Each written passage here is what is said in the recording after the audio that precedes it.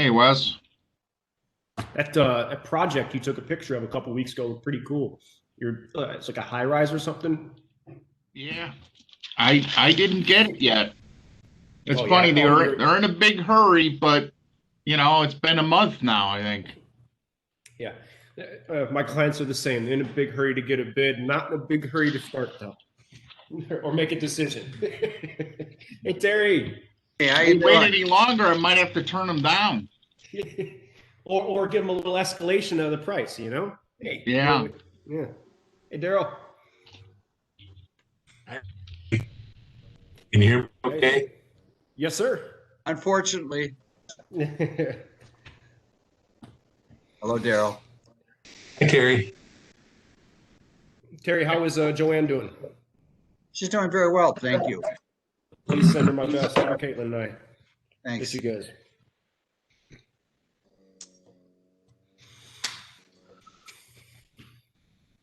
Gonna have a fun meeting today. If we're lucky, we're even gonna see who will be the MC for our classic coming up too. He might be here.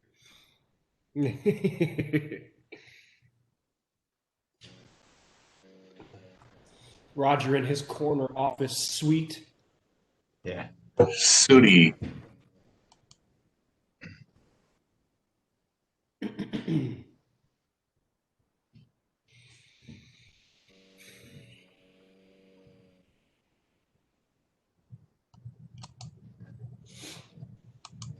Anyone do anything fun this week?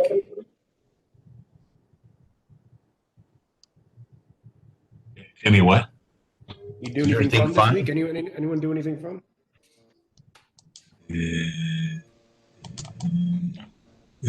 Out last night. Played Sorry, I golf. should have said that. Played golf. Not that anybody's interested. Oh, that does sound really nice. How'd you shoot? We're not interested. Mom. Hey, guys, do we have a president-elect lined up? We do, right? Oh yeah. Yeah, but I hate that guy. He's kind of a jerk. Have you been contacted about the tech program, president-elect training? I think just yesterday, actually. Terry, I accidentally muted you. Can you unmute yourself? Sorry. My dad was eating and I'm trying to mute him. And I unfortunately muted you instead. Thank you. Hey, Wes, if you only had that button when you were growing up, how about it? Huh? I'm sure they think the same. Hey, And Terry, yeah, I got an email yesterday about the trainings and things like that. So Okay. I'm going to participate as well as forward it to the rest of the upcoming board. Well, they're going to have a Zoom meeting, so, it's not going to be intrusive. Tom, I'll make sure it's intrusive, though. Hey, Glenn. Regret that you were unable to. Hey, Daryl, how you been? It was one of the funnest things It's I've done peachy. at Rotary. Are we going to be involving ourselves in the public image grant program? Yeah, Holly's on it. Okay, because they're raising it from 250 to 500. If just one man's opinion, if the district wanted to have an impact, they would double that number. But every little bit's appreciated. And yeah, we're on it. 60, 70 some clubs. Yep, I'm sure. Why is everybody eating at 11 o'clock in the morning? I was trying to get done with the board meeting and enough Arizona, time to go hi, run to Daryl. Burger King, but I didn't. Hey, Glenn. Hi, Terry. What'd you say? I said you're down in Arizona, Daryl? I've been down here since January 6th. Ah, just went. Oh, just a few weeks ago. No, not a few weeks ago, last week. A week.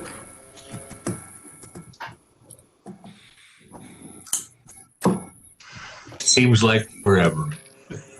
Seems like forever. It looks like we have a visitor here, so.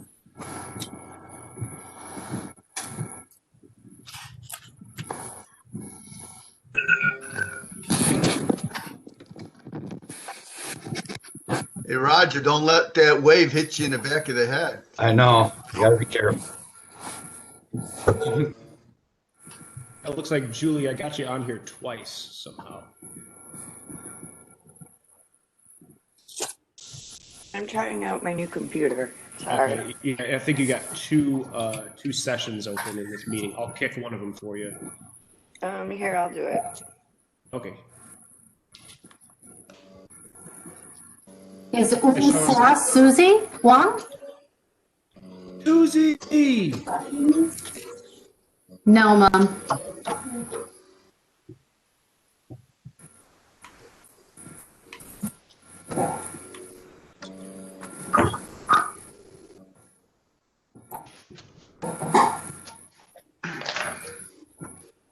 That is a great photo you got behind you, though, Roger. I'll tell you what. The Pebble? It's got to be Pebble. Where else looks like that? Yep.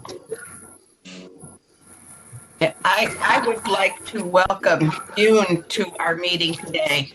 Yoon is my mentee from the fishing program, and I will ask her to introduce herself once the meeting is actually all convened. So welcome. Nice to meet you. Welcome. Welcome.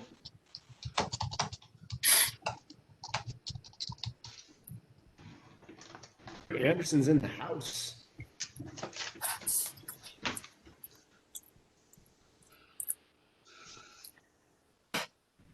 Boy, we're a quiet group today.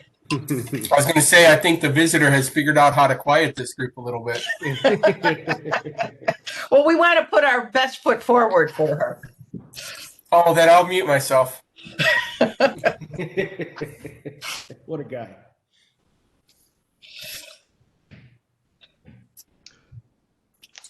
All you small business owners, new PPP funding is coming out. We just applied for ours again this week. I still giggle when somebody says that. PPE? The PPP.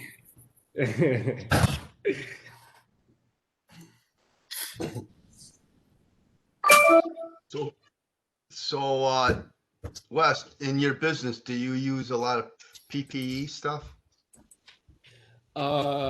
Yeah, so we do like have our guys with masks on at all times. We got our little branded masks we got here. We got a bunch of them. But no, I mean, we're not like donning face shields and all kinds of stuff. I mean, it's, you know, a lot of times when we work on job sites, it's one guy who's working in a bathroom by himself, you know, might not see anyone for his entire 8-hour shift. So, you know, he's pretty isolated. Hey, Bill Kelly, Good afternoon, Glenn and everyone else. I saw you the other day walking across the parking lot into your office. We did at Walgreens, where you at? Well, I was doing some business at the bank. Okay. It was a Saturday, so I was surprised to see you there. I know. Yeah. I want to know how you could have missed that, Bill. Well, I was in the drive-through. At Heritage, that's the only way you can do business. You can't walk into the bank no more. You need Without an appointment. And we're all getting used to a distanced virtual world. Well, I don't know. Sometimes it gets a little. What bank I go to another bank that you can walk through the lobby.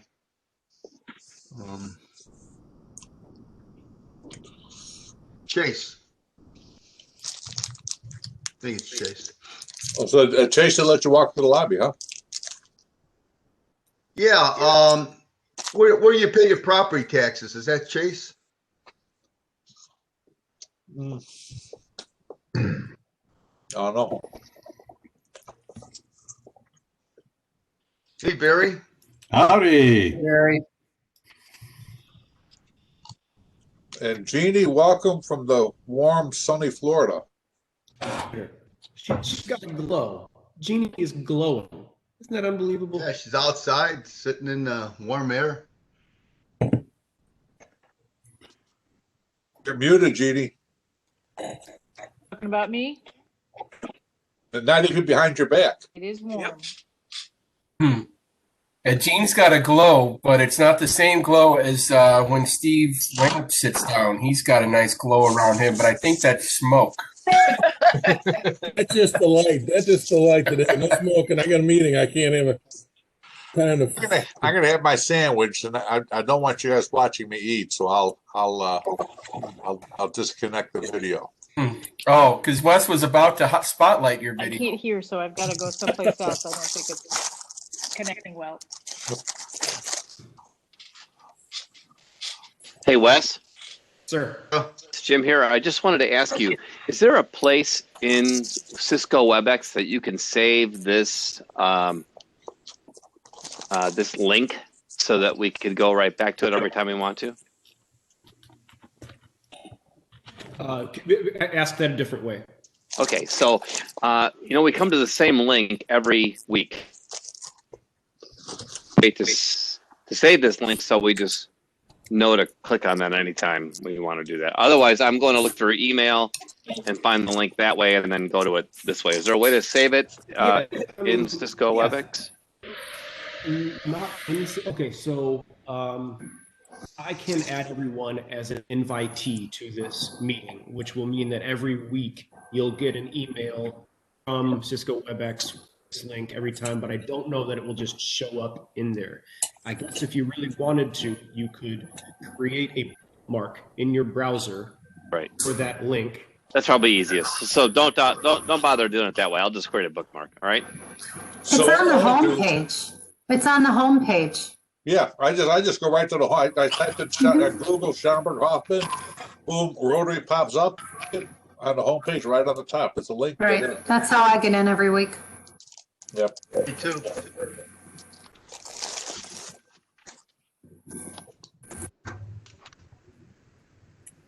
There we are. Ah. That's the page.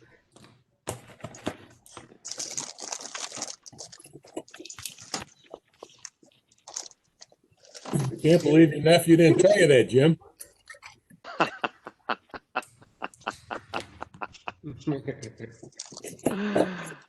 Oh, that's pretty funny. So Wes, are you familiar how this classic website works and all that? Yeah, as much as any other person. You go there, you click on it, you don't, you get yourself a ticket. Yeah, Tom. I have not purchased my tickets that way yet. It looks great and it looks very easily, but I cannot comment firsthand experience.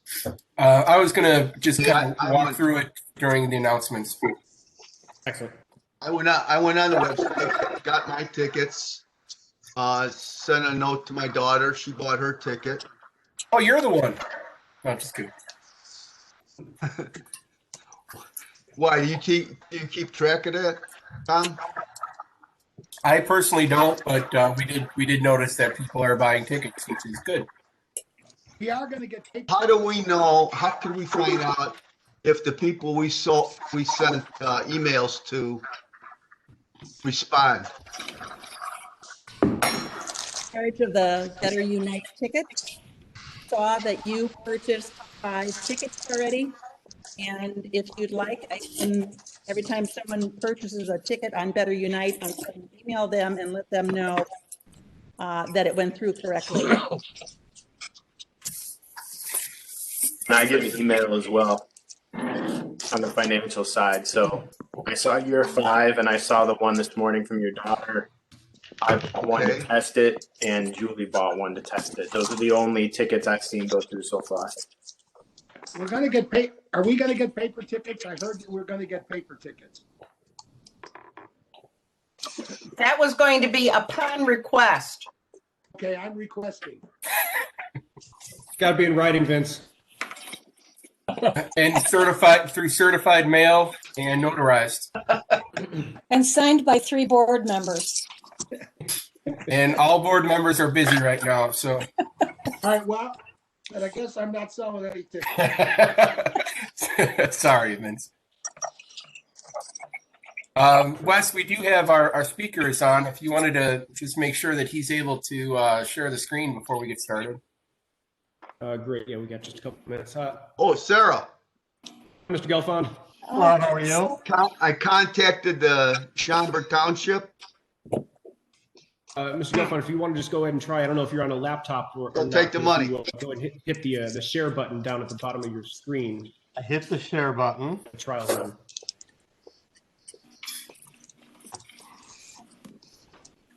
I'm seeing my screen. I see a white screen. I don't know if it's going to load. There we go. Yes, I can see that. There you go. See a YouTube.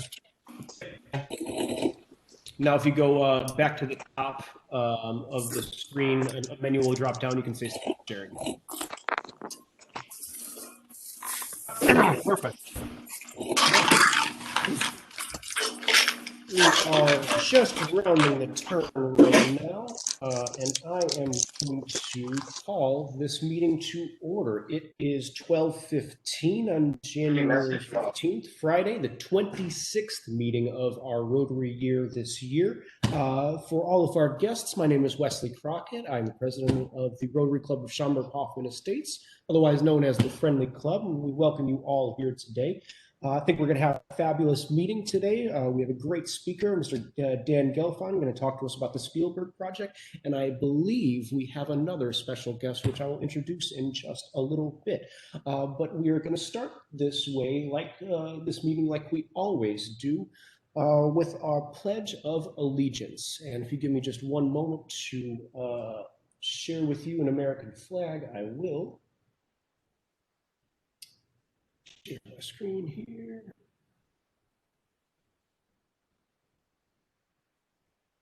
Excellent. And if I could ask Barry Christian, would you mind unmuting yourself and leading us in the Pledge of Allegiance?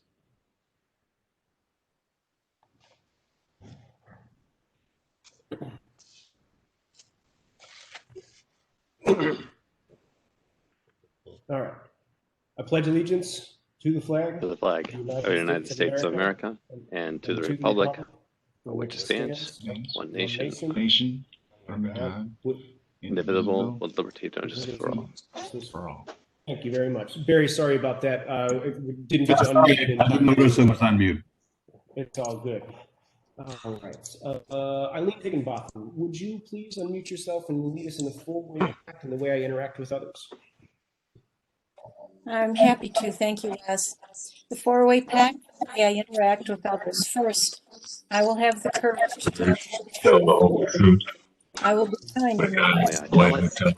I will be fair and not seek selfish advantage, and I will have an open heart and an open mind. Thank you kindly, Eileen. Yeah, and I'm looking around. Is Jack Lucas with us today? Looking for Jack. Jack, if you're with us, would you mind please unmuting yourself and would you kindly lead us in an invocation? Okay, can we bow our heads? Dear God, we give thanks for this day and for the members and guests that are with us today. We bless Rotarians here and around the world and the projects that they're involved with. Bless this meeting to our use. We ask this in your name. Amen.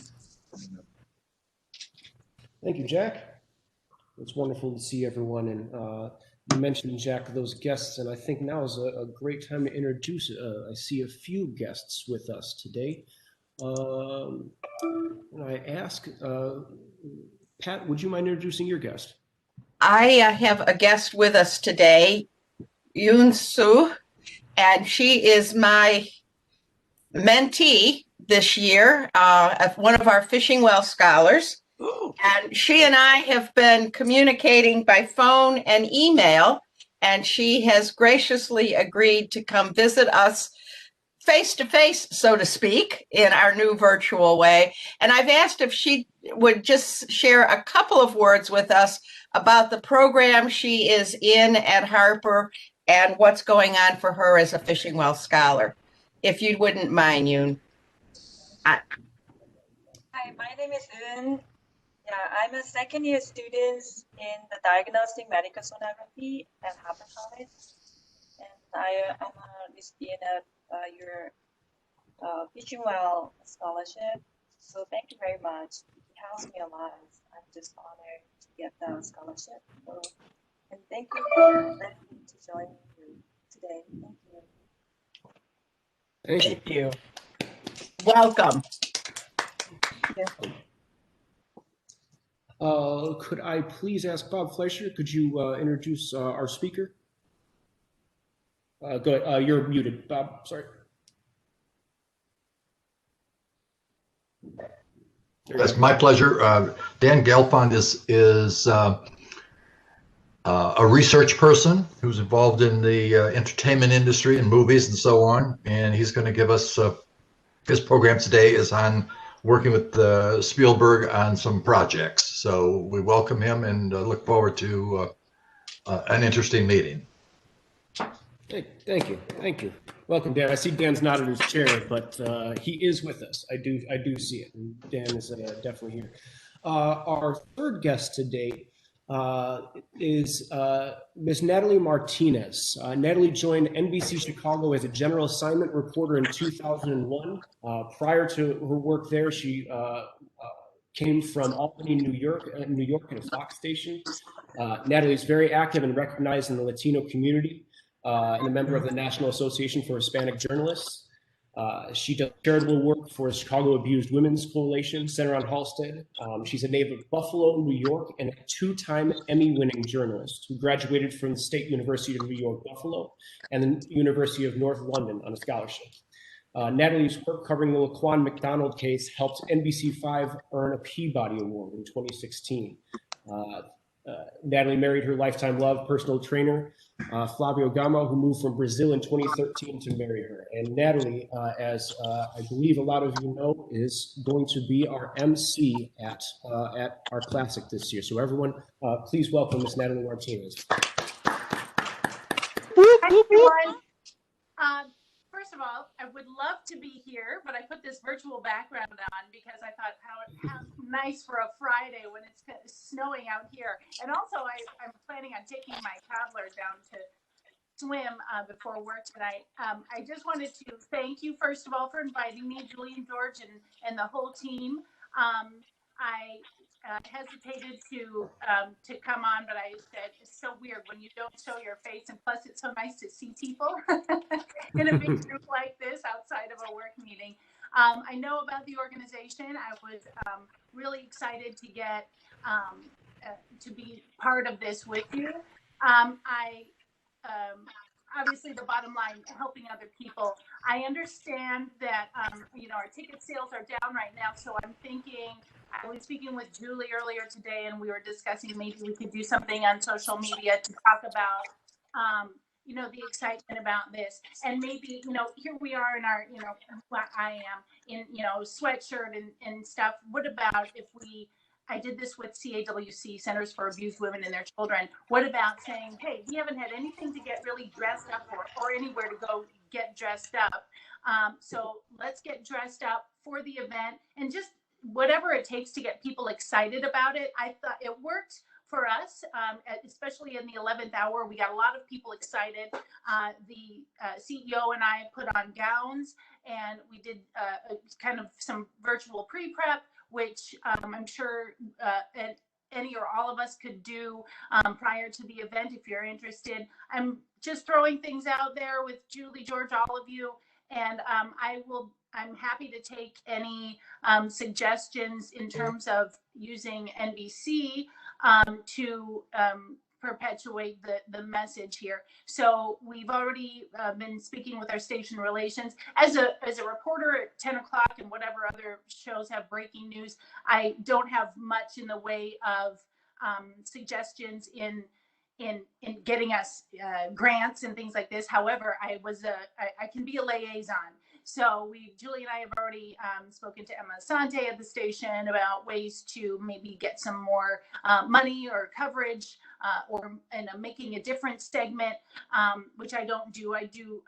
usually lead stories, but I, again, can be a catalyst for making that happen. So I encourage anybody who's listening right now, if you want to email me at natalie.martinez@nbc.com, I'm happy to take suggestions or forward an email with my own message, to those in the station who could make something happen. And I'm just really excited. I think you're all doing a great job. You're all so dedicated, and I've seen the fruits of your efforts. And I'm really happy, and I'm really looking forward to taking on a challenge of helping you bring in more money or attention to your cause. You're doing a great job, and I'm happy to help. I'm not camera ready right now, so I'm gonna go, get off right now. I just wanted to be more personal, say hello, and please feel free to reach out. Also, on my personal phone, it's on me 24/7. I work 2 to 11 p.m. daily, Monday through Friday, but I'm always working. So you could also text me if you think of something. I have no problem, and there's no shame in texting something. I can get back to it when I get back to it, but it's 312-502-4840. If it involves making things better, or at least trying, I'm all for it. And again, I love what you do. So if you can find a way to use me, I say this to some people out on the streets too. You use us, use me to get your message across. If not, no big deal. But I'm there. That's what I do. I've been doing it for 3 decades in one capacity or another, whether it be on the desk, in the field, behind my computer, whatever it is. I genuinely care about you guys. So thanks for inviting me, and let me know how else I can help. And I hope that you can hear me, because this phone has been acting up for my last WebEx meeting. So thank you. Natalie, would you mind repeating and spelling out your email address so that I can I can write it down? It's in the chat. Yes, I'll do it. Awesome. Natalie, NATALIE .Martinez, MARTINEZ @NBC.com. And you could also do NBC Uni if you communicate with anybody from NBC. I was here before Universal jumped on board, so either way, NBC or NBC Uni, you'll get to me. And the number again is 312-502-4840. It's on the response on my and my Twitter handle and my Instagram and all that stuff is on the response. I'll be putting this out there more as we get closer and as we try to perpetuate some attention on this. And Natalie, hi there, Tom Ghosh. I'm the guy that approached you about it. Thank you so much for agreeing. Is it okay if we tag you on Facebook when we're posting? Yes, and I would suggest when on my email I have my I don't memorize the difference between my Twitter and my Instagram, but it's Natalie M NBC and Natalie Martinez NBC on both Instagram and Facebook and Twitter. I can send those to you, and you can anything that you think might help get the message out. You can use my platform. Just kind of, give me a heads up so that if there's something that's I can't solicit directly, I can encourage and support. I just can't solicit money directly. Sure. It'll just be, catch our host, and at you on Facebook. So sounds great. Thank you so much again. Yeah, please do use me in that way too. I'm happy to facilitate that. Can I catch you, Natalie, before you go? Would it, first of all, I know you moved to Chicago for the weather, because I'm from Buffalo. I am from Buffalo, and I went to UB, so I know where you hung out for a lot of years. Oh, sure. Yeah. I wanted to ask you, would it help you if we, I know I have a lot of various stories that ran in the local newspaper, press release, and things like that. Would it help you have a better knowledge base of us if I pulled some of that together and got it to you? But pulled some of what? Stories that ran about our club in the Daily Herald, or sure. Any of the, like the promotional video that we did last year. I don't know if you saw the. Eileen, we've already sent a lot of that stuff to her. Okay, so she has the articles that have appeared over the last half dozen years and whatever. Okay, Yep. all right. In the video from last year, yeah. Okay, super. Yeah, she gave me a lot of information. I over the course of the past several weeks, I've been able to look at that, and that's why I say Super. genuinely, I'm proud of you guys and happy to. Natalie, on behalf of our entire club, thank you for your energy. Thank you for your enthusiasm. Thank you for being here with us now and through this effort that we're undertaking. Thank you so much, Natalie Martinez, everyone.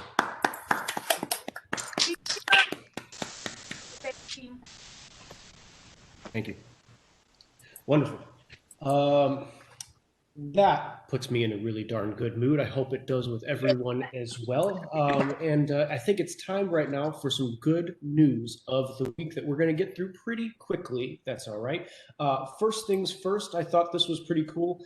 A vegan company is going to pay you, a vegan company called Vibrant Vegan Co. will pay you $70,000 not to eat meat for 3 months. If you want to check that out, go look it up. Vibrant Vegan Co. Thought that was pretty cool. Another one here, Chicago girl raises $22,000 for the children's hospital that took care of her when she was younger by creating these little bracelets and selling them online. I thought that was adorable and pretty worthy to share with the club. And the last thing here I got to share with you, this is something that if you are a parent or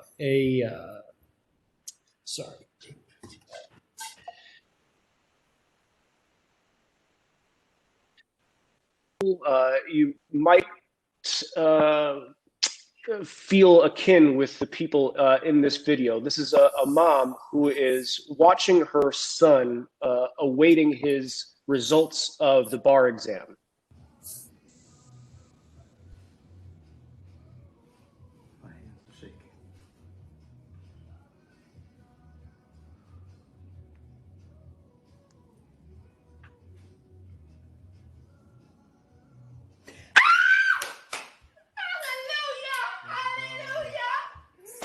Hallelujah, Father God, in the name of Jesus. Thank you, Lord. Bless your mighty name. Hallelujah. Jesus. Oh, glory be to God.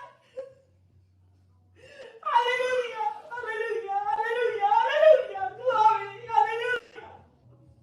Lord, you're faithful.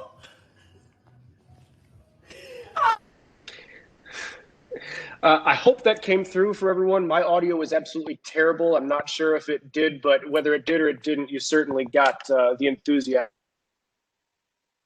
And that made me pretty happy when I saw it, and I just absolutely had to share it with you guys this week. So thought that was wonderful. And if anybody is happy, I'll look for you to raise your hand and shake it at me, and let's give some happy dollars to the club. Go ahead. Let's go, Eileen, and then and my dad, and then Pat. Well, I'm happy to be on a meeting, and I also wanted to share with everybody, I'd been really sick the last 10 days or so and was concerned it was COVID, and found a facility across from Trickster called Clear Wellness, and I was able to get an appointment within 2 hours, went in, got a rapid test, got back to me within 45 minutes, and then they also wanted to do the lab test because I had symptoms.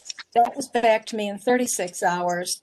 So I was totally impressed with this facility, and turns out it was negative. But just knowing right away that, not having to wait like Nancy had. How long did you wait, Nancy? 10 days? 7?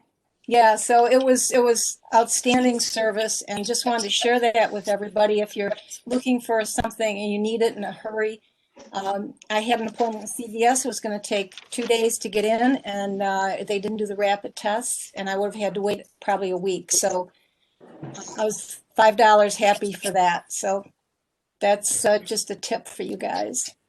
Nice, good call. Thank you for that. Let's go, Pat Gronwald.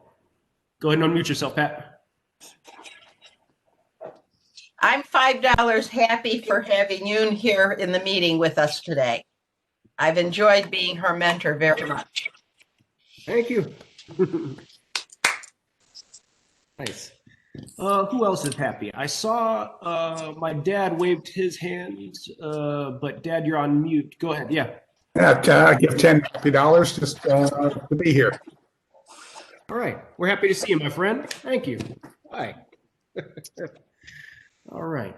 Looking to see who else is happy out there. Go ahead and unmute yourself if you've got any happy dollars to give, and if not, that's okay because we can move on. We got a lot to cover today. Go to club business and announcements. Does anybody have any club business to talk about? Tom Ghosh, go ahead. Yeah, I actually got to do a couple of things here. So, Mary Jo asked me to share this is the Super Bowl Saturday drive-through food drive. It is at the Now Arena, which used to be the Sears Center in Hoffman Estates on February 6th, between those times. So that's the Lions Club, the local Lions Club, and the Windy City Bulls. I'm sure they're going to get to it, but I did want to show everybody that on our website, which is SCHERotary.org, we have the classic information. So if you want to send some people there, they can click here and they can get their tickets now by clicking and getting their tickets. A very simple way, an easy thing to remember. And it's right here to register, to donate.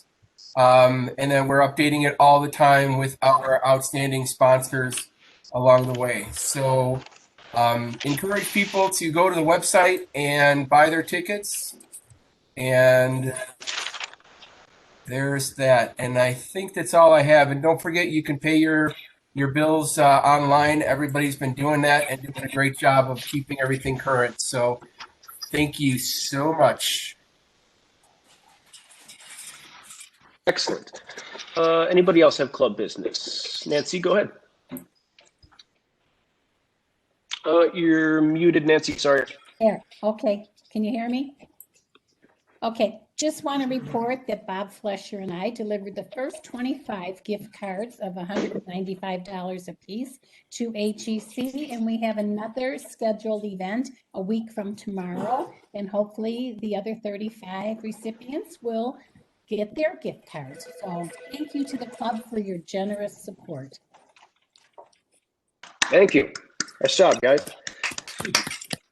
And if I'm not mistaken, it was $11,700 total raised for that, wasn't it? $11,700 for our Christmas effort this year, for our holiday effort, I should say. Excuse me. Nice job, club. It's wonderful. Eileen, did you have something? No, I think Sarah's on. So I think Sarah, is she still on? I am. Okay. The only thing I wanted to just say is the Christmas or holiday, the other projects that we had were just such a huge success. Shop with a Cop, as you know, and Jean and Daryl had handled that for years. It was a huge success. The Toys for Tots, another home run. And then the gift cards that Nancy's talking about. The one thing I want to be sure everybody understands for the veterans gathering that we would have had, but it turned out to be the food delivery. The folks at Chandler's just were phenomenal. There were half a dozen of us there that day for the drive-through. Chandler's is actually closed, and Bob Whitehead came in on his day off, and he brought a chef with him who was also on his day off and someone else to help. We gave out 215 meals to area veterans, and Daily Herald actually had started promoting it, which got a little dicey because we already had it fully subscribed. And we had people show up from 30 miles away for their turkey dinner. So Chandler's did a wonderful job, and the volunteers from Trickster Cultural Center delivered all the meals. Thank you, Bob and Jack and Sam. Who else was there? I know Bob and Jack and Sam and Bill Kelly was there. I was there, and we facilitated a pretty good event. And then we also had a little extra money, and because Chandler's gave us such a fabulous price on the meal, and Trickster was able to pick up some gifts for the 50 veterans. that were homebound, specifically chocolate is the big thing they were asking for. So yeah, it was a huge success. Thank you, everybody. It was part of the action plan. This was not an add-on. It was budgeted for, and it was a huge success. That's Job Friendly Club. Anybody else have club business to discuss? Sarah, go ahead. And Sarah, then Julie. Yep. So I just wanted to share with everyone that Action Squad / Community Service Committee had their our first meeting yesterday evening. And thank you to everyone on the committee for everything that you do. We asked everyone to reach out this week, and we are finishing out the budget on the COVID line item. And we are looking at an average of $1,100 to give out to 5 different organizations. So we asked what they were still in need of and related to COVID, and CAC needs hardware to help their staff because they're off site. We're going to help KYC procure church shakes for the seniors. We're going to help with Salvation Army gift cards. We're going to do another round of food distribution for Trickster veterans. Child Voice, we're going to help with some PPE and program supplies. And HEC EOC, we are working on their PPE buckets for their clients. So a lot of good things really came out of this COVID fund, and thank you, everybody. I mean, I wrote Kate with Child's Voice back an email this morning, and the excitement that came through her email, it brought tears to my eyes. So thank you very much. I'm excited to get this moving. That's awesome. Thank you, Sarah. I'd like to say on Saturday, we had our largest group at the barn that we've ever had. It was about 170 some people that we served for meals. So that was really big. Yeah, and thank you, Jack, because we are also funding the barn through February and March as well. Right. It's awesome. Good job, guys. Sarah, sorry to interrupt, do you have the dates on all of those times that you're going to be at the barn? We do. Send them to me. You don't need to give them to me right now, but can you send them to me? Yeah, absolutely. Awesome. Thank you very much. Wesley, may I speak? You got the floor. You got the floor. Yep. Thanks. So I know that Natalie spoke and talked about our ticket sales being open. You should have received an email this week. We're super excited to get this started. I hope that you have what you need by in this virtual world to be able to sell the tickets. If you do not and you are challenged in any way, please reach out to us. We are really ready to help in any way that we can to help you get messages out to folks. I know this is very different than what we've done in the past. We recognize that, and we're here to help you. Gail and Rosemary are on the back end of this, collecting all the tickets. So they would be able to help you if you have questions about anything that's concerning the actual tickets. I did drop off printed tickets with Nancy. When I get back to Illinois, which will be on Tuesday, I can get tickets out to somebody if they really, really, really need to have a paper ticket in their hand. But please know that I only printed a very limited amount of them. So anything that you can do electronically would be very much appreciated. And if anybody has any questions about anything, please reach out to either myself or George. So go sell. Thank you. Let's do it. All right. Thank you very much, Julie. I got one more announcement to share. This is from our satellite club. This is from Gabby Vargas, who asked me to share this with you guys. Every second and fourth Monday of the month, Gabby is holding a Facebook Live talk for mental wellness to just talk about mental wellness and ways to help one another. So she asked me to share this with you guys so you know about what they're doing. And if you wanted to share this around, They are on Facebook. It's their Facebook is I Am Shirk, SHERC. All right. Turn it over to Gary Anderson. Go ahead. Sorry, Gary. No problem. I just wanted to say for the Facebook Live that's going on, I happen to be the presenter of their next, one of the presenters at their next meeting. I'm going to talk about my journey through what I went through with mental health with general anxiety disorder. So I will be on their broadcast at the end of the month if anyone's interested. Thank you for doing that. It's awesome. Nice. Let's see. Tom, if it's all right, it's time. If I could turn it over to you for our Queen of Hearts. Okay. It's the moment that everybody is waiting for. It's the most exciting part of the meeting. No offense to the presenter or any other parts of the meeting that we've seen so far, but this is the Queen of Hearts raffle. We've got the board here. It's all ready to go. Look at all the people there. All I have to do now is shuffle it. Oh, it's taking so long because there's so many people. And you guys ready? We're about to spin. It's going to like zip around. It's going to make you dizzy. Stare right at it and you're going to see, holy cow, you feel like you got vertigo or something like that. And the winner, oh, Brian Burke. So I got word earlier, that to stand in for Brian Burke, Nancy Redmond gets to choose the number, and it's up here. This one is 45. It got cut off on my picture. Nancy Redmond, on behalf of Brian Burke, please tell me what number I should chisel away at. 41. 41. All right. Right there, second row from the bottom.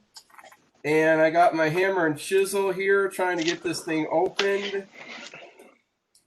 And let's see, Brian Burke. Oh, and I have to show it to you. Well, maybe I'll stop sharing for a second here. All right, everybody.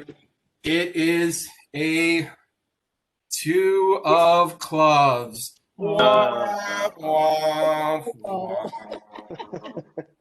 But what that means is that this goes and it gets rolled over. So we're at about $6,200, actually $6,300 plus whatever we collected today. Keep in mind that you have to get everything in by 10 o'clock on Friday. If it comes in after 10 o'clock, it'll roll over. You'll have it next week. And Gail, I saw what you were doing, and I have it all separated in case you won certain amounts. I know exactly what you were trying to do there. So we're all in good shape. Keep it up. There's the link. Do it every week. Enjoy. Thank you, Tom. Nice job. And moving right along with time, it is time to introduce our fine master this week, who I am related to, which gives me obviously a pass. Mr. Jim Fabrini, everyone. Hardly. Yay. Okay, so for those of the guests that are on here, this is really it's a chance that we can find the people in the club and we raise money for stupid reasons. We know we live by the four-way test, and this is kind of the anti-four-way test. So I don't tell the truth. It's not fair to all concerned, and it's just for some fun. So take it in the spirit it was supposed to be given. All right. I went out this week, and normally Alan does this, and he asks a question, and my question was to give me an answer. And oddly enough, some of the people that sent the answer in the question, but many of them are not on. So if you didn't do it right, I'm going to ask you if you will please pay $2. All fines are $2 unless I specify otherwise. I'm getting some feedback here, Wes.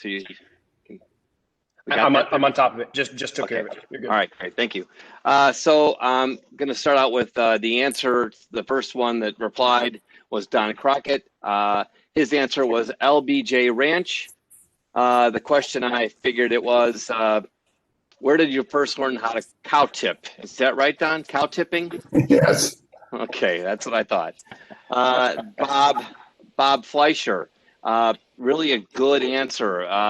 Bob's answer was Karen. And the question to the answer is, who makes the Fine Master look good in pictures? And that's my wife, Karen. And then, well, Bob, great answer, great answer. Unfortunately, then you insulted me after that, so that's a $2 fine. I had to, Jim. Yes, you did. You were getting on my nerves.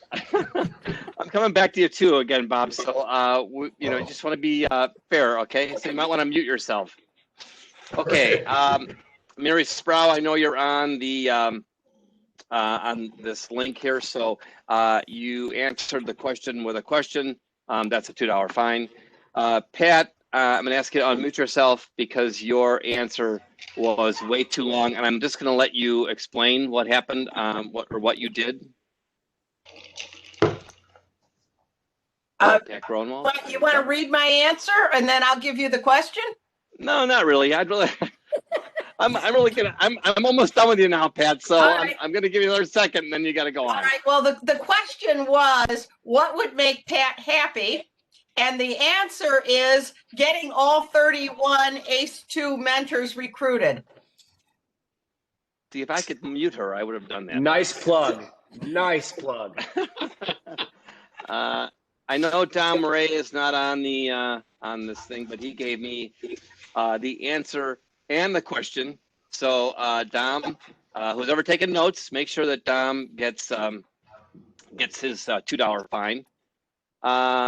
Next one to answer was Ted Gross. I'm not going to go through them all because not everyone's on this call, but I know what Ted is. Ted's answer was the meaning to life, and he's referring to the Hitchhiker's Guide to the Galaxy. And of course, everyone knows that there really is no question. So I'm sorry if I can't answer that with a question, Ted. Then you're going to get a $2 fine. Let's see, Wes. Wes, you were leading me, obviously. Who is the Rotarian that served the longest as a U.S. president? And that is Franklin Delano Roosevelt, right? Yes, sir. My problem with that one is that I think you're setting your sights high. So I'm going to give you a $2 fine for that. Daryl Moon, the answer you gave was pretty interesting. And obviously you guys know that Daryl and I go back a long way. So the answer he gave was Jimmy Fabrini. And my question would be, what 13-year-old boy did my first wife make a very big impression on? Would you say that's accurate, Daryl? No? Daryl, you there? I'm here. Yeah, I'm here. What? I didn't get it, Jim. I thought you'd have because I had Jimmy, and I think you were 10 when we went to the first Rotary conference. Shared a condominium with your parents. You take the one. I did. So what would the question be then? Well, I didn't catch your. Well, okay. Well, I said that it was your first wife made a very big impression on me. Is that correct? If anyone knows my Rotary engagement story, I would have to say that would be the impression that your wife gave to me, your ex-wife now. Well, you ended up hiring her, so.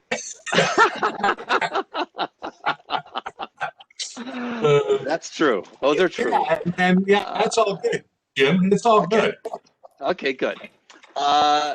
Gary Anderson, your answer was Hope Solo, and I'm gonna say that the question was, who is Han Solo's daughter's name? Is that right? You're not even in the ballpark. Not supposed to be.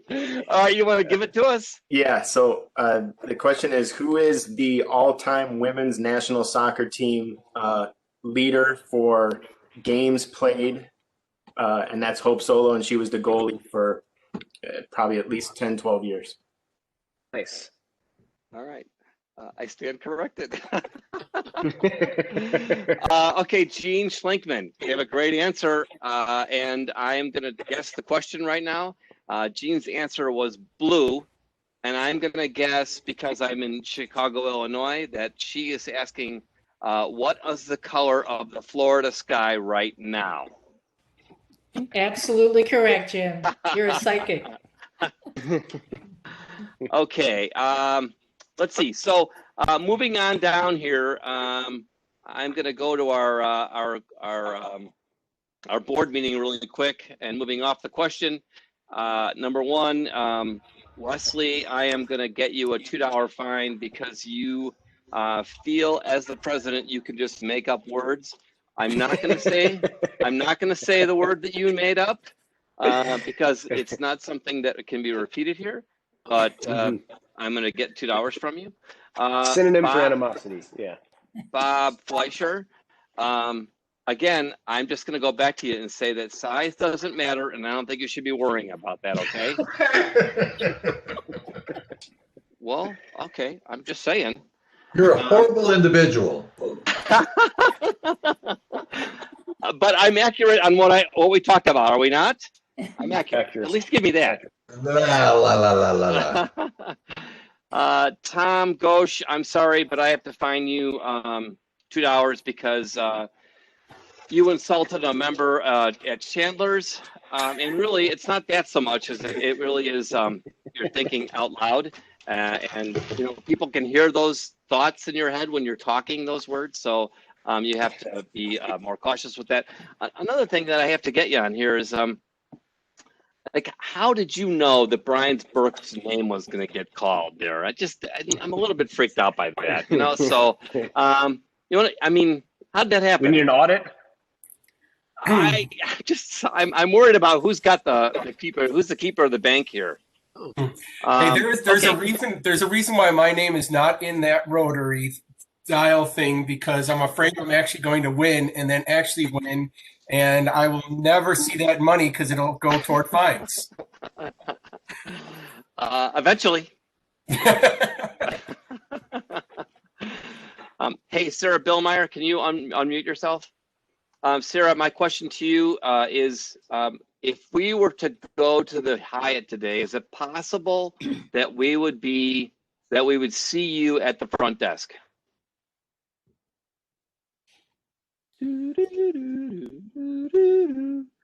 Sarah is still on?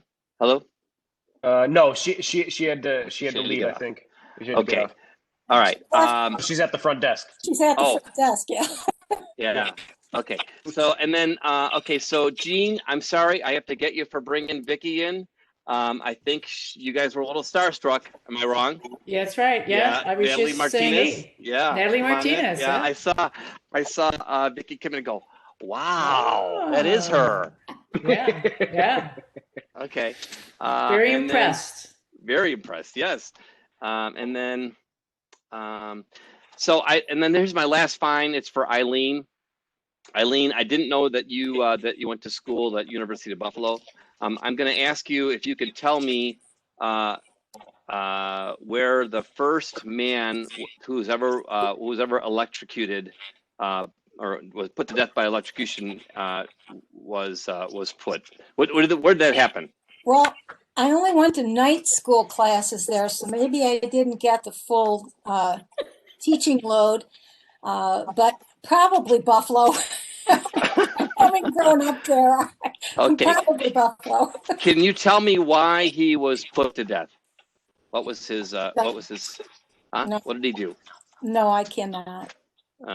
That's Do you too bad, know? because that's going to cost you $2. Do you know? He was electrocuted. Put to electrocution or put to death because he killed his wife.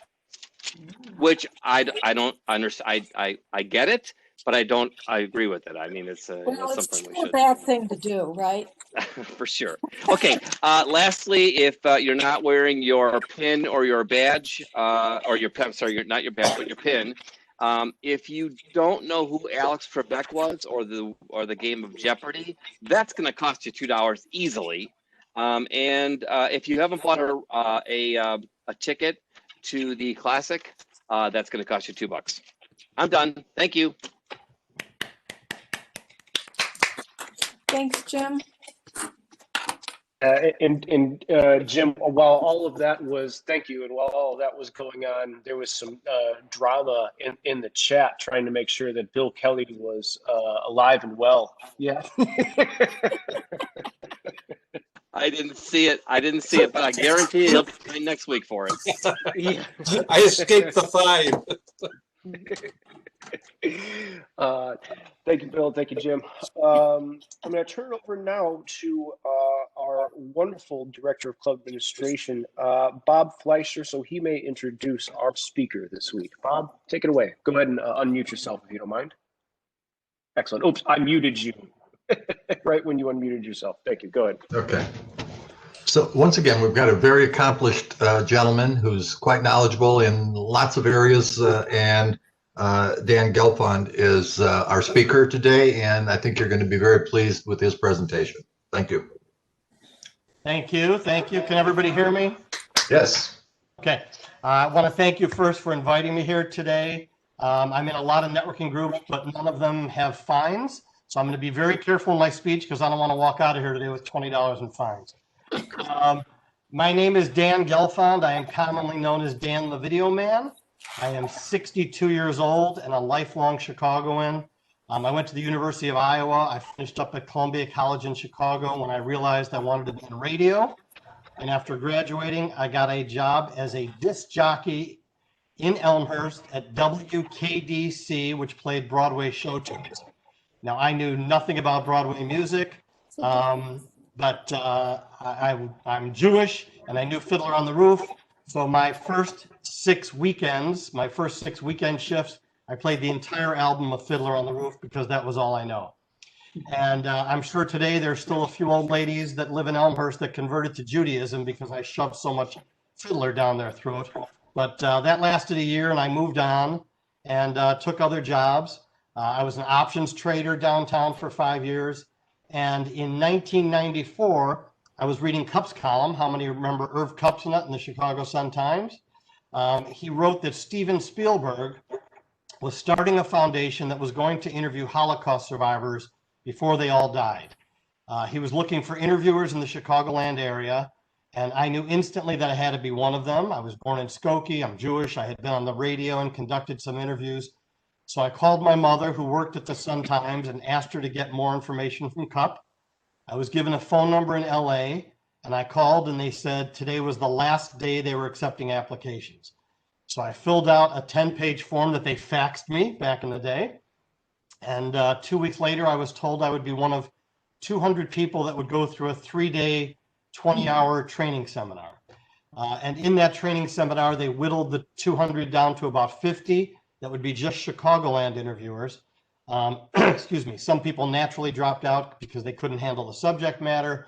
Some didn't have any interviewing skills, various reasons. But they showed us some clips of some interviews that they had done already. And they showed this one very emotional interview where a man talked about losing his entire family. And then at the end of the interview, they allowed other family members on camera. So it cuts to the end where he has suddenly 25 people sitting around him at the end, grandchildren, great-grandchildren sitting on his lap, hanging over his shoulder. And he looks into the camera and he says, "I cheated Hitler and his henchmen, and this is what I ended up with." So it was a very chilling moment to see that because this one single man survived, here were now 24 people that exist because of that. It was at that moment I knew I had to participate. Luckily, they did pick me as one of the 60 interviewers for Chicago. And over the next 4 years, it was a volunteer position. They would call every couple months and say they had one in my area. And I think I did about 20 interviews over the 4 years. Interviews were conducted his goal was to interview 50,000 Holocaust survivors around the world. They ended up interviewing 53,000 in 63 countries in 39 languages. Only a guy like Spielberg could have done this that quickly. I think he raised $200 million to do this. And after each interview was completed, the tape never stopped rolling no matter what. If a person cried for 5 minutes, the tape kept rolling because they never wanted anyone to say these tapes were edited. The tape would then be sent to LA where they had many people doing this, but someone would watch the interview and document every single solitary place where they mentioned any name of anything. So now people can go to the 7 or 8 museums, colleges, repositories where these interviews are available, and they could type in the name of a friend, a teacher, a rabbi, a camp, anything, and on all 53,000 tapes, it will come up where someone mentioned that same thing. So you could name your 3rd grade teacher, and it'll tell you, go to tape 32,000, frame 1600, and maybe it's the person that was sitting right behind you. And they did this to have, there's these Holocaust deniers that say this never happened, but when you have 53,000 interviews in all these different languages, all telling the same stories, all these names and places match up, that's what his goal was. So that's what they did. So now my voice is on these 20 interviews forever all over the world. I will never do anything bigger in my life. I know that. It's okay that I peaked at 35 years old. I'm okay with that. So I did that from 1994 to 98.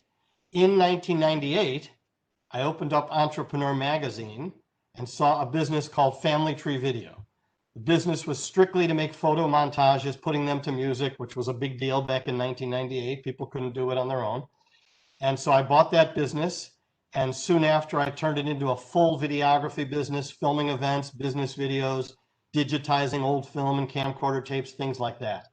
But after 2 years in the business, I realized that I had been trained to interview Holocaust survivors, but everyone has a story. So why not start interviewing parents and grandparents to preserve their stories?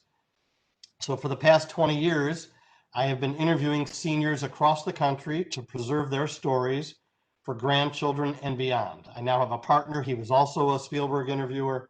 Our theory is that someone's legacy should not be about just leaving money behind. We don't think someone should be known as the man or woman who left them a check. We think they should be known as the person who left this great story, your successes, your failures, your life lessons, your funny and sad moments. How badly would you want to hear your parents or grandparents on film telling their stories? That's the way that your grandchildren will feel someday. And it's not just the big glory story of war or someone building a huge business. I hear all the time, especially if it's a woman being interviewed, they'll say, my mother says she didn't do anything. She didn't go to war. She didn't work. She doesn't have a story. And my answer is always, it's not about that. It's to tell your grandchildren what an icebox was and how you chased the truck down the street to steal the ice chips. It's it's to explain that you slept on the porch in the summer because you had no air conditioning. It's how you became the person you are. It's not about a job or going into the Army. Who here, if I can see on the screen, who here remembers their first job? Ed, I saw you first. Ed Haig, unmute yourself. Tell me what your first job was. A busboy. A busboy. And how much did you make? I would guess somewhere around $1.50 an hour plus a small percentage of tips from the wait staff that I worked with. Yeah. How old are you, Ed, if I can ask? How old am I now? Yeah. 68. Okay, I'm guessing it was even less than $1.50. It probably was. Probably was. Who else remembers their first job? Okay, I don't know your name, the woman with the glass. Oh, Eileen. Yeah. My first job was candling eggs, and most of you probably don't even know what that is. And I had to do the job in a basement because you have to have dark, and you by hand turn the egg in front of a light and see if there's cracks or blood in it. And those you discard. And I was 13 and I got paid 25 cents a crate, and the crate had 144 eggs. Wow. And I got so fast I could do 4 in an hour. So I got paid $1 an hour for living in a basement candling eggs. Wow. Thank you. Those are the exact kind of stories that should be passed down so your grandchildren know, your life wasn't always so easy and perfect as it might be now, but those are the kind of rich stories we like people to tell. There are many forms that it can take preserving your legacy. We specialize in the video format because we believe that captures the most accurate essence of someone. You hear their voice and their face and their accent telling their own stories. I know people who will write books about you to tell your legacy. They're beautiful, they're leather bound, they're gorgeous. They're between $10,000 and $50,000. So if you can afford it, that's great. But I've got news for you. I don't think your grandchildren are going to read a book because it's a YouTube video generation. They want to see and hear, which is why we do what we do. There's Ancestry.com. It's a great place to start if you want to start finding relatives and family roots. I think they even have a free month-long trial, so you can go there and do that.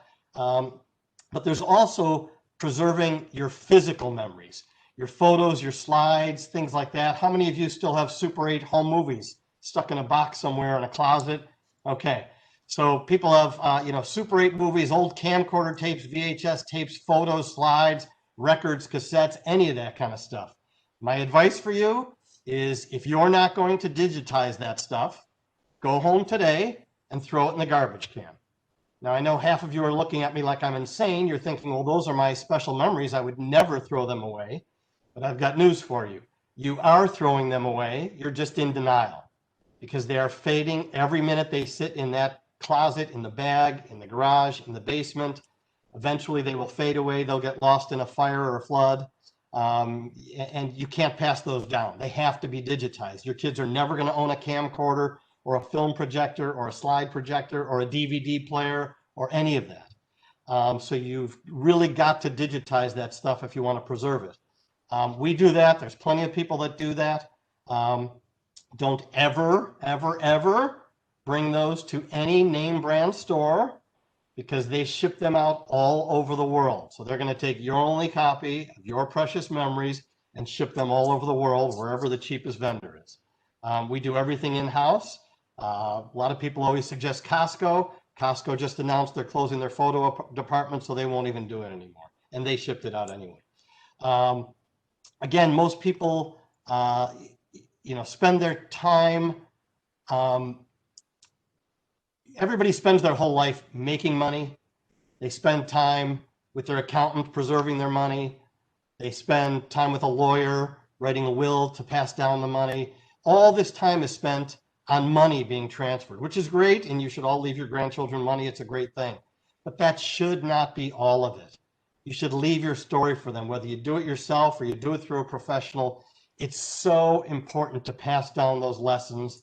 I would kill to have my grandmother on tape telling me why she came to America and how she lived, but I've got a few pictures. There's no story there. So please do that in some fashion, because when you die, your story mainly dies with you. Your kids will remember part of it. They'll get part of it wrong. Your grandchildren will remember a little bit less. And by the generation after that, they won't remember anything. Nothing will be accurate. And you'll just be a picture that they have somewhere and they don't even know who you are. So we really encourage people to pass that down. I want to tell you a few stories. My most poignant story for me was my very first interview.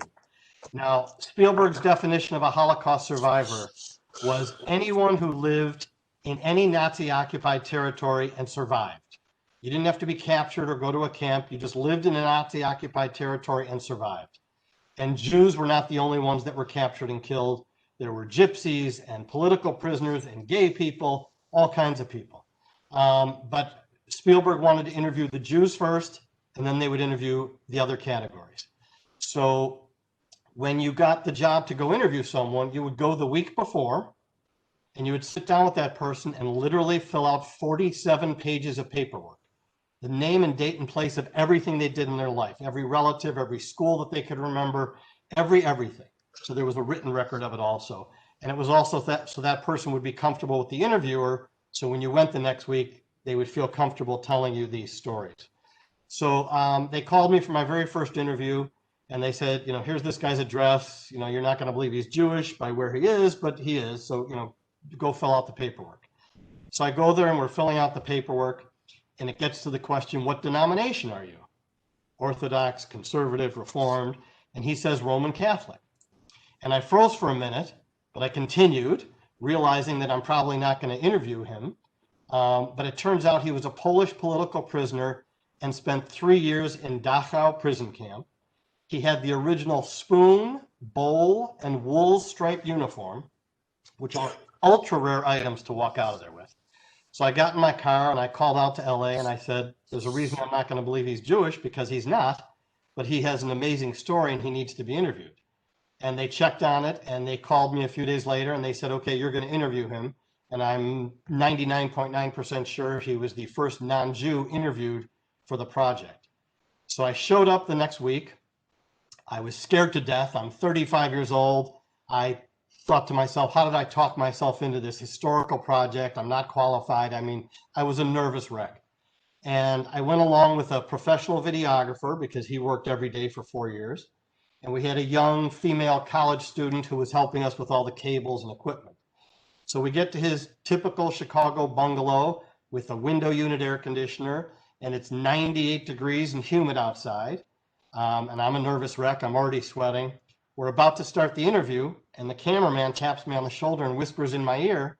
He said, the air conditioner unit is too loud. Ask him if we can shut it off. And I'm thinking, oh my God, you've got to be kidding me. So I nervously ask him, sir, can we turn off the air conditioning? It's too loud. And he says, turn it off. He didn't even flinch. And I'm thinking, wow, I was the one that had the spoiled attitude. I was nervous thinking, how am I going to get through these 2 hours in 96-degree heat with no air conditioning? Here I am asking a guy who spent 3 years in a Nazi concentration camp if he could manage 2 hours without air conditioning.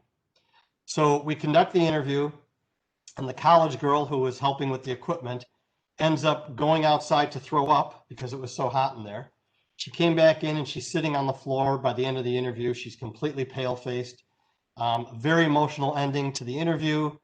He brought his daughter in at the end, and we wrapped up the interview. We say cut. He stands up and he looks right at the girl and he said, young lady, you wouldn't have lasted 2 weeks in Dachau. And it was one of those moments where you realize people had to be lucky back then. And most survivors said that. They either had to be the right age, the right strength, mentally and physically. And he was telling this girl, if you threw up today because it was hot, you were dead back then, period. I interviewed another gentleman. How many people watched Hogan's Heroes? The short little French guy, LeBeau. I interviewed a guy who looked just like him, short, tiny, little man in Rogers Park. And he told me the story of how him and his father came back into their town one day, and the entire town had been rounded up, and they were all shot in the town square. Babies, women, children, everybody machine gunned to death. His father and he ran away into the forest. Excuse me. The Nazis took chase. They shot and killed his father, who fell down on top of his son to protect him. The Nazis left, and the most notorious criminal in Poland, who was not a Jew, he was just a man working for the Allies for money, picked this kid up at 13 years old and said, come with me. And for the next 2 years, he hid out with this man in the forest, helping him blow up bridges and kill Nazis and get information. And I'm listening to this story as he's telling me, and I'm concentrating on my next question. And suddenly it hits me, this is not a movie this guy is talking about. This was the life he led at 13 years old. Now, I don't know what you were doing at 13. I know what I was doing, and I do not think I could have survived it. So again, just amazing stories from people. And they weren't all harrowing stories. Some people escaped by living with a Catholic family and hiding out, or different ways that they survived, but they were all amazing stories. A few of them, I was the first human being they told their story to. Their kids knew that they were survivors, but they never said one word to their kids. They didn't want to put that pain on them. One woman actually said, when I get the videotape, I'm going to put it in the safety deposit box so nobody can watch it until I'm dead, because she didn't want to have to answer any questions to them. But it was important to them to leave their story behind. I honestly believe the service we provide is the most valuable one you'll ever buy. In transferring the videos and these stories, if someone's house is burning down, besides their kids and pets, what are they going to grab? Their photos and their videos, because that's your whole life story. So please protect those. I'm going to show you a video clip here. And this is, hopefully I can share my screen. So Dan, when you share it, when you hit the share button at the very top of the window that pops up, there's a thing that says optimize for, and if you can, hit optimize for motion and video. And if you can't, I'll share it. I have it queued up and ready to go just so everyone can see it in high fidelity and frame rate. Okay, do you want to just show it? Is it easy? Yeah, I'm ready. Yeah, I'm ready to go. No okay, so this first clip, this is the one that says Mary Martin, right? I can queue that up, yes. Okay, so this woman, and then you can make it fill the screen if you want. This woman, a gentleman I knew called me Is and there said, any message you want to leave Hey, for your? stop it. A gentleman I knew said, can you interview my 94-year-old mother? She still lives in her own house. She has a grand Steinway piano. She still plays it. And so I interviewed her. And a couple of years later, she passed away. And he called me on a Friday and he said, can you just take the last 3 minutes of that interview, put it on a DVD? We want to show it at the church. And I said, sure. So instead of a priest or a rabbi talking about someone that they might not have even met, picture in this church, this woman comes on the big screen and she literally gets to talk to everybody, her loved ones. And my last question, one of my last questions is always, is there any message you want to leave for your grandchildren and beyond on how to live a life? So here she got to answer that question for her loved ones at her own funeral. Go ahead, you can play it. Grandchildren and beyond about life.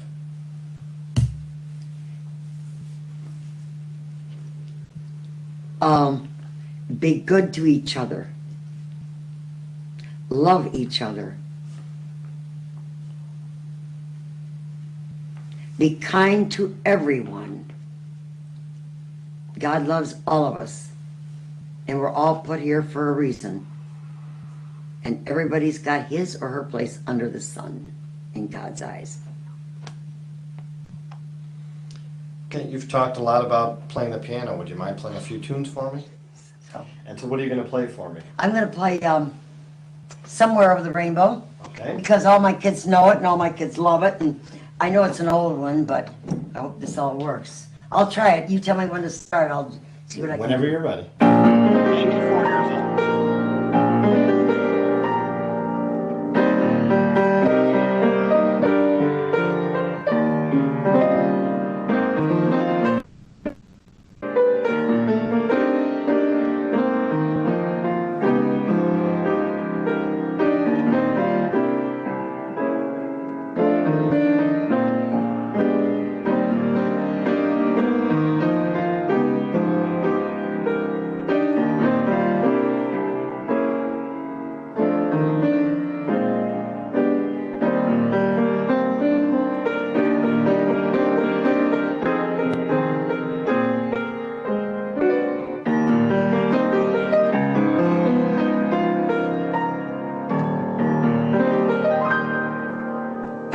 Beautiful, beautiful. Oh, God.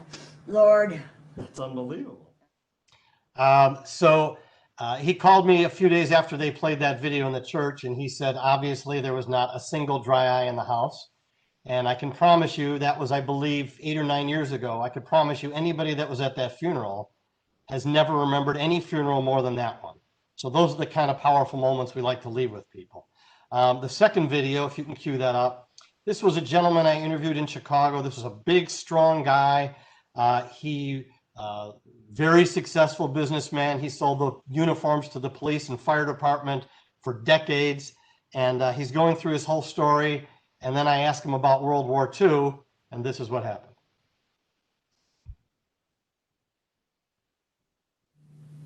And then the invasion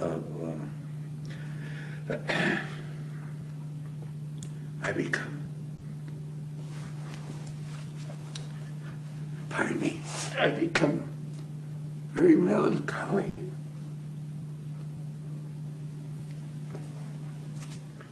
I landed in Normandy in Utah Beach on the second day.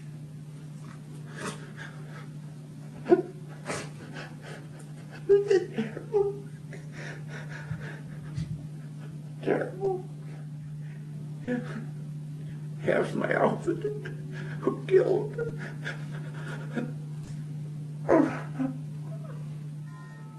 And then when you got to the shore, in this particular boat I was on, they let us off too soon. A lot of soldiers were drowned. Well, that was a terrible, terrible time. Bear in mind, we were all 18 and 21-year-old kids. Who knew? And Once I asked him this question, I'll ask you, what's the secret of being married 60-some years? I can tell you, a happy wife makes a very happy life. You have a happy wife, Hey, she just said it. you've got a That is happy true. life, and that's what he's done. That is He's right. made a very happy life for me. All right, you want to just give each other a kiss and we'll finish Oh, up? good. So I don't know if everybody could hear that clearly, but he was landed at Utah Beach on the second day of the invasion. He was in one of those amphibious boats where the front drops open, and they didn't pull up far enough. So when his guys all jumped out with 80 pounds of gear, they were in too deep of water, and half his guys drowned right off the bat. So, and that story was 60 years previously, 50, 60 years previously, and look at the emotion it brought out in that guy. And I edited that. He cried for about 3 minutes before he could talk again. Now picture how sinful that would have been if he didn't record that story for his grandchildren and beyond. So that's what I do for a living. I love it. I hear amazing stories all the time. People are brutally honest with me. They tell me the good and the bad. Again, my theory, a lot of times people will say, I'm not sure if I should talk about this one thing. And I'll say, well, it's your interview and it's up to you. And before I even ask what the one thing is, it might have been as simple as divorce or they went bankrupt. It could be anything. I'll say, did that one thing happen to you? And they'll say yes. And I'll say, well, why do you want to hide that? Because if you only tell your grandchildren all the good things that happened to you, and now her 16-year-old boyfriend breaks up with her and she thinks, oh, my grandparents have always had it so great. They live a nice life. They never had anything bad happen to them. Well, maybe she goes into a depression or does something worse. But if she hears that you were bankrupt or your child died, I mean, I've heard molestation. I mean, I've heard every dark, deep, horrible story. Well, if you're honest with them, then when their boyfriend breaks up with them, they say, that's nothing. My grandparents had a child died and they went bankrupt 3 times and they were forced out of their house and, they slept on the street or whatever it was. Then it's no big deal. So, they should see the good and the bad and know that everybody has good and bad in their lives, but they came out of it on top. So I love what I do. I hear great things. It's very fun. We do it all over the country. We even do it on Zoom now for people who want to be, extra safe. And that's what I do. Any questions from anybody? I have a question. This is Jim Fabrini. I was the fine master earlier. I'm going to first off saying, which I don't normally do, is giving a compliment to Bob Fleischer for bringing you in, because I was riveted by your story, and I think that a bunch of Rotarians were also riveted by your story. So nice job, Bob. Thank you. And the other one that I would say is I wanted to know. Number one, what is your backdrop? Because I understand what's behind you. And then the real thing I want to ask you is, do you think it's a good idea that people do their own story, or they, let's just say I didn't have you here, or should I just, put some things on tape? I'll answer. First of all, this is just my black backdrop. I could drop it and I'll drop it for you, but my office is a mess because I'm dubbing, hundreds and hundreds of tapes. So Okay. you can see I've got about 30 camera decks over there dubbing people's tapes. I just put it up just to have a cleaner background. Should you do your own interview? This is what I tell people all the time, because they'll say, oh, I don't know if I want to spend the money. Should I just interview my parents? And I say, if you're not going to hire a professional, yes, of course you should do it. The reason you should have a professional do it is, number one, I'm going to make it look better. I'm not going to be filming it into a window like some of you people are sitting there, so it blinds out your face. I'm going to put on professional microphones. I am, but the main reason is, if you interview your parent is in charge. Your parent is going to say, I don't want to talk about that one, or, I told you that 100 times. If I ask them the question, they will answer the question out of respect for me. And I have been trained to trigger memories. So I know how to use other senses. Who cooked that meal? What did they cook? They start smelling what Christmas dinner was like, and they start telling you other stories. Go in your bedroom and look out the window. What do you see? Oh, I see the alley, and the guy would walk through the alley sharpening knives. I've been trained to do it. I've interviewed hundreds and hundreds of people. I'm going to do a better job. That's just a fact. But yes, if you're not going to hire a professional, you should do it.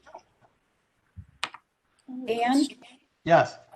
Yeah, my friend Alan Carson is here with me, and he said you interviewed his mom and did a fabulous job. Alan Carson's in the house with you? Thank you. Yes, he is. Oh my God, what a ride. One of my favorite networkers. I go way, way, way back with Alan. Yeah, yeah. Dan, I got a comment. I spent 2 years in the Army in near the Dachau concentration camp, and I was there probably a dozen times. I turned myself into a tourist to go through that. I went to a lot of the battlefields up the Bastogne. But if you go to the Skokie Holocaust Museum, it brings it home. I will tell you, just because you mentioned the Skokie Holocaust Museum, I actually filmed the first tour of Holocaust survivors when the museum opened. And we were touring through the building, and then we get to this room called the Hall of Remembrance. It's just a very quiet room with candles and benches. So they had everybody sit down because someone was going to give a talk. And my wife was with me. And there was this very old woman, tiny, skinny little woman. And my wife said, "Oh, here, you can sit here. I'll move over." And my wife, obviously knowing that she was a survivor, she said, "You're such a teeny little woman. How did you survive?" And she said, "I was actually one of the people on Schindler's List," which gave me goosebumps when I heard that for the first time. But yeah, pretty wild. Yes, another question. I can't call you guys out by name because I don't see your names on the screen. I'm Jack Lucas, and I interviewed my mother, who lived to be 105, about 7 years before she died. And her first comment when I started was, "Oh, I'm not important. I don't have anything." But then I got her going. We spent 2 days right going over her history, and it was amazing, the stories. You just can't believe the stories they tell. Now, I was able to tell many of those at her funeral. So that was really. Now, where is that interview? Is it on a videotape? What? I said, where is that interview now? On a videotape? No, it's in a in paper form. Yeah. Oh, paper form. Okay. And 105 is impressive. My record is 107. I've interviewed 207-year-olds. Next person. I'll put the names on here now. Anybody have a question? Eileen. Yeah, I'm just wondering, it's kind of a twofold question. The name of the project that you were involved with that Spielberg started, and did this project spring from Schindler's List, the work he did in prep for that? Because that aired in '93, I believe. Right. Then you were saying when you were working on the project. I'll tell you. It's called the Survivors of the Shoah. Shoah means Holocaust. Survivors of the Shoah Visual History Foundation. And after he made Schindler's List, people would keep coming up to him saying, "You should hear my story. You should hear my story."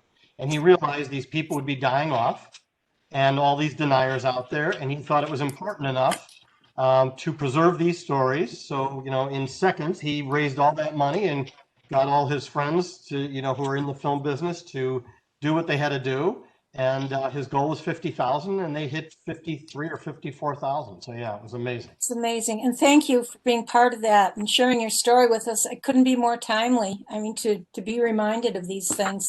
Thank you. Thank you. Anybody else? Question? Thank you again. I really appreciate it. Thank you, Dan. That was just tremendous. Thank you so much for sharing your story with us, Dan, and being with us. I am going to share my screen here, and we're going to end this meeting the way that we always do, with the four-way test of the things that we think, say, and do. Can I ask Bruce Stopke, would you mind unmuting yourself and leading us in the four-way test? The four-way test of the things I think, say, and do. First, is it the truth? Is it fair to all concerned? Will it build goodwill and better friendships? Will it be beneficial to all concerned? Thank you, everyone. Let's go have a wonderful week. All right. Meeting, Wes. Thank you. Yeah, that was a lot of fun, everyone. That's why we do what we do, isn't it? And Bob Fletcher, did you sign off yet? Great job bringing Dan. Nice job, Wes. Hey, Dan, that was a great speech. That was great, Bob. Really wonderful. Can I give and you... so for everyone who is looking, Dan's information, if you're looking to get a hold of him, is in the chat. Tom so graciously provided that to everyone too, so you can get a hold of him there. Thank you. I appreciate it. I had fun, and now I don't have to drive home. It's perfect. Hey, Tom. You'd make a I great guess- Rotarian, Dan. Real quick, Dan. Yes. There's a link to all the recordings. Wes will probably have it up next week on our YouTube page. I'll send that to you so that you can have it.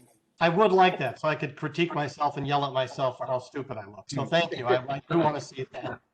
I don't think you're Carol, you made it okay, huh? Thank you. Carol, you made it okay. Hey, Tom, I have a question for you. I wanted to pay my Happy Dollars, and it said See ya. it was an error, so I did it 3 more times, and now I have 4 texts telling me I paid $5 on each one. So consider it prepaid, but there seems to be an issue. So I paid $20 for my 5. Eileen, it's no Thank you, problem. Eileen. I'll make sure we pay it. We get you all Make caught sure up I next week. Yeah. Okay, so my fine money is in my Happy Dollars, but I think there's a problem someplace because it said there was an error, and then the only thing I could do was repeat it. It's nothing, unfortunately, that we have any individual control over. It's all of that is through our vendor, and the problem very well could have been on your end because nobody else experienced that same issue. Okay, because it just said there was. And honestly, things weird happen. Just try it again next. Our guests don't try it again next No, week. I don't have to. Yeah, because you don't have to. Next time you do it, if it happens again, then we'll pick it up. The last time it cost me more than that, so. Had a great trip, yeah. It was as easy as we could have ever had. All right. Oh. We flew down to Arizona from Chicago. And when we went through the security lines, there was no one in front of us and there was no one behind us. Wow. O'Hare Airport, United Airlines. I mean, American Airlines.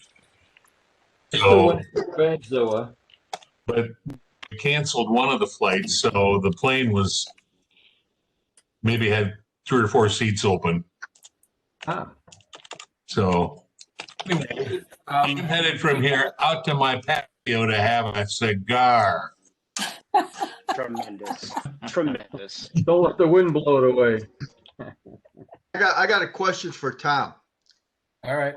Yeah, in the Queen of Hearts, how does that work? You put in all the names of all the people that have paid money, and who spins the wheel, and how does that? I put in all of the names and the number of people, the number of One's not winning, man. it all goes in there, and that's why the wheel is full of that. And then it just you hit the spin button, and it just rolls and rolls and rolls, and it's stop and choose somebody. So you're in there every week. I think you've got $10 worth of tickets, and everyone else is in there too. There's more and more people than there has been in the past. It is essentially a random number generator. A random number generator. Right. And just so you know, like Gail has, and Eileen, yeah, I don't see any charges to you from Square. So Thank you. They texted me back and told me that my card was present when these 4 charges were made. okay, it's not showing up that you paid anything. So You want me to send you a copy of this? I don't know if that makes no, I mean, sense. what I would probably do. Well, let me do one more thing. It charged my card.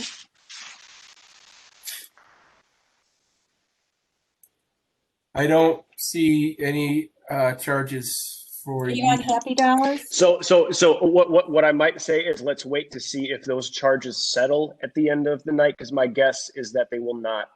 Eileen. Okay. Yeah, I mean, as long as we have the money, that's what I care about, you know? I mean, it goes to the club. Yeah. So And I also have a question, Tom and Wes, you can probably tell me. Action Squad, one of the things that's going on is there's a new initiative that Glenn Garlick is going to lead. You know about the Warm Shoes program. and Glenn Zergat, we talked yesterday. A couple of us want to send some extra money, make a donation toward that. I imagine it's just send it into the foundation, designating it for that project. Send a check to Gary. Neither Tom or I can answer on Gary's behalf how he would best like that check written out to him. So I think I'll reach out to Gary then. thank you. Yeah, I just think it's best directed to him. Probably make it out to our foundation and then in the line item, just say designated funds for Warm Shoes Program. Because we're putting 500 in, but Glenn Garlick's family is putting in 2,000. And Don and I said we would each put 100 in to beef it up. And we're trying to get matching money for the Schaumburg AM Club to get a grant for it. So stretching everybody's gifts. So it's a pretty great program, actually.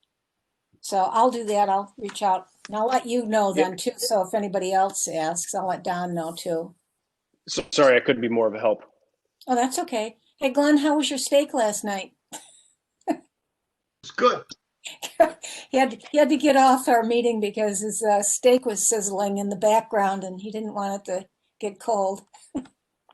Hey, Glenn, did I answer your question good enough? Bye, guys. I'm going to do the same thing for the classic. Or will that be done different? For a Queen of Hearts, or what do you mean? No, the classic. Our big event. How are you going to do the classic? Oh, you mean online? It'll be very similar to the way it was done last year. But instead of Gene Schlinkman hosting it, you'll see Natalie Martinez. And then we're going to intersperse some videos that were produced over the course of this year. Some videos that we are still in the process of producing over the course of about an hour, maybe less than that. Basically a TV show at that time on that date. And you'll just sit around your computer if you want, or you'll probably invite some people over that are in your COVID bubble, and do it that way. So your kids can see it, in Arizona, at their time zone and everything, all at the same time. It looks like, and everything is fluid and changing. It looks like it's going to be on YouTube as a premiere, starting on that date and that time, which I'm blanking on. So it'll be only available on that date, and then afterwards it'll be available anytime you want to watch. And then how are you going to draw? How are you going to draw the tickets? That's what I'm saying. That'll probably be a live part of it, just like it was for the. We're working on that, but yeah, it could be something similar to this. But I think it might be more in person, drawing like we've done in the past. So you'll have people's names in a bucket or basket and spin that. Yep. Okay. We're just now officially starting the schedule for what's going to happen that night. So specifics I don't have, generalities I'm full of, among other things. All right. And Vince, you looks like you need printed tickets. Maybe you should send some smoke signals or something. Oh, you're muted, Vince.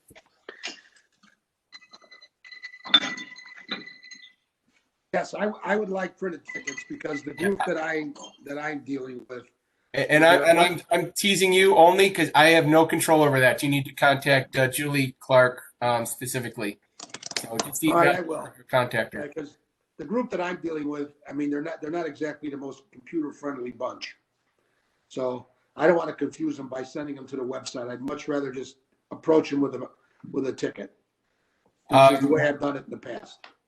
Yep. Well, Wes, it looks like my wife right now as we're trying to leave parties with the keys in his hands.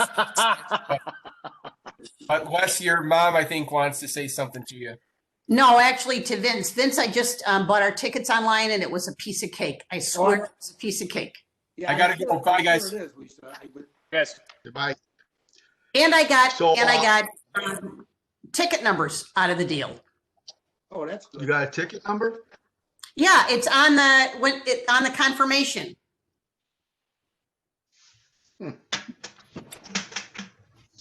Looks like Glenn may have not got a ticket number.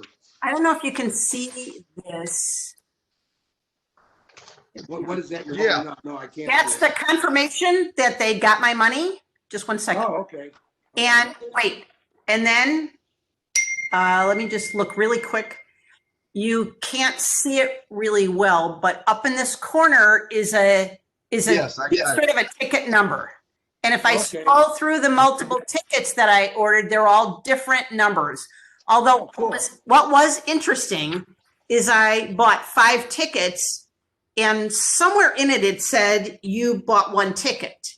And I went, I was worried that it would happen. It didn't. Right here, it says 5 tickets. Okay. And then it Yeah, I displays. printed mine out. I Yeah. got mine all printed out. There you go. Okay, turned out All okay. right, well, I'll take, before I. So, email Julie, I have not looked at the website yet. Before I email Julie, I'll take a look at the website. Yeah, it's not difficult. I just wanted to share that with you. Okay, thanks. Good to see you guys. So you be playing golf next year, this year, Don? Yeah, of course I will. Okay, because I'm going to be sending out an announcement for that shortly.